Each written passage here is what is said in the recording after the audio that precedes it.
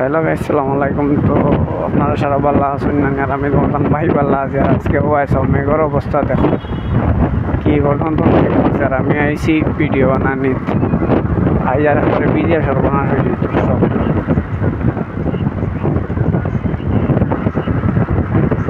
কোথায়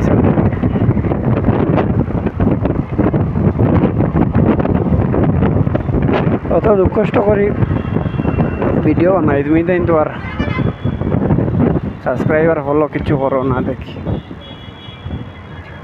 হিসাবে তো করতে আসো।